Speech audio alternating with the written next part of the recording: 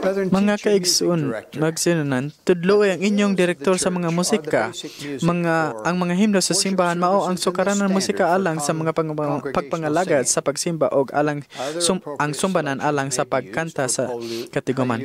Lain ang mga seleksyon mahimong gamiton sa pasiuna us panapos nga musika, musika sa choir o espesyal nga seleksyon nga musika, ang pambukas o panapos nga mga himno kasagaran kantahon sa katiguman by the congregation.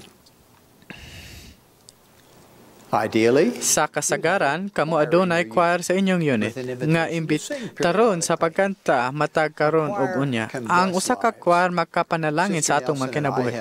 Si Sister Nelson ug ako adunay manindot nga mga handumanan sa among pag-apil sa choir pipila ka tuig ang milabay among gamay nga branch sa Minneapolis, Minnesota.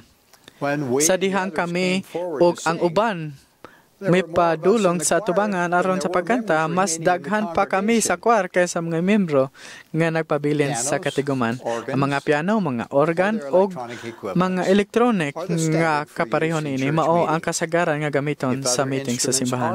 Kung ang uban nga mga instrumento gamiton, ang paggamit niining kinahanglan nagsubay di sa diwa sa meeting, ang instrumento nga adunay kusog o dili kaayo nga sagrado nga tingog sama sa trompeta o tambol dili angay sa sacrament meeting.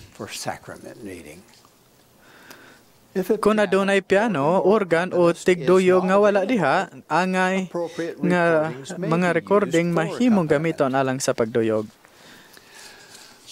Ang awit sa matarong usa ka pag-ampo ngadto sa Ginoo. Ang pipila ka mga miyembro ingon og magduha-duha sa pagkanta tingali tungod sa kahadlok. Tabangi sila sa pagkalimot sa ilang kaugalingon ug sa pagkanta isip usa ka kahigayonan sa pagdayeg sa ilang tiglalang sa mainampuong pagi. Ang musika sa sacrament meeting maoy alang sa pagsimba, dili alang sa pagsundayag. Mga kaigsuunan, nagdepende kami kaninyo.